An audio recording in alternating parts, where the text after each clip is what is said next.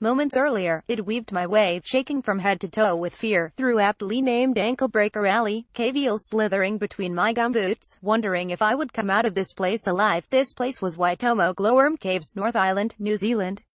The terrifying journey underground was just one of many fantastic experiences on a trip to what the Maoris call the land of the long white cloud. New Zealand can be anything you want it to be.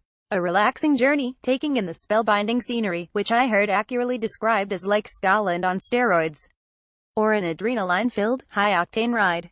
Terrible storms which made main roads in the North Island impassable meant my journey was the latter, squeezing 4 weeks into 3. Starting near Christchurch, on the South Island, I joined strangers from around the world on stray bus, a hop-on hop-off coach you prepay to join at points across New Zealand. It's a brilliant way to travel, and the drivers will organize your accommodation and entry to attractions for you if you like. It's a really fun, easy, and relatively cheap way to get around the islands. There were passengers aged 19 to 60 on my bus, and you have no choice but to make friends. It was brilliant. Christchurch is a very pretty, elegant city, scarred by the impact of 2 huge earthquakes in the past decade. The Botanic Gardens are beautiful, and there are some very cool bars and restaurants. But around every corner there are reminders of the disasters. The cathedral is just a shell, and there are huge craters where buildings stood. The next stop was a trip to the Franz Josef Glacier, in West Lantai-Pudini National Park. A helicopter ride to the top and a hike down was cancelled due to the weather. Instead, we did a 3-hour walk to the foot of the glacier, through rainforests, past waterfalls, glacial pools and incredible rock formations. It was a shame we couldn't do the heli-hike, but the walk was spectacular. Queenstown, the adventure capital of the world, was next. In the space of 48 hours, I did a 15,000 feet tandem skydive with Endzone, soared through the trees on the world's steepest zip wire, which was actually a fascinating eco tour, with zip trek, and a heart-stoppingly scary jet boat ride through the Shotover Canyon. The only way to catch my breath afterwards was to sit on the bank of Lake Wakatipu, and to devour a world-famous Ferg burger, washed down with a delicious Monteith cider. Looking back, I can hardly believe I did those things.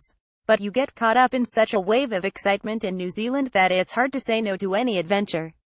It was a coach, ferry and another coach ride to my next one, an overnight cruise on Doubtful Sound, with real journeys.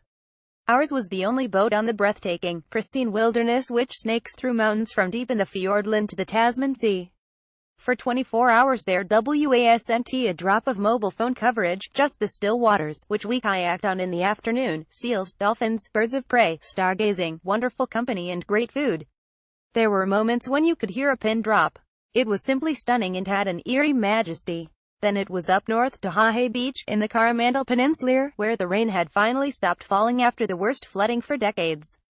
In the blistering sunshine we kayaked to stunning Cathedral Cove, where the opening scenes to the Chronicles of Narnia were filmed. The following day, the powerboat Hahe Explorer took us further out to dramatic upside-down champagne glass-shaped rock formations and into the blowholes of once active volcanoes. Battered red snapper and chips brought those sun-drenched days in Hahe to a close, and onwards I traveled on the stray bus to Raglan, where surfer dudes from around the world descend. I had to have a surf, but after 10 minutes of being bashed by my own board, and other people's, I wimped out.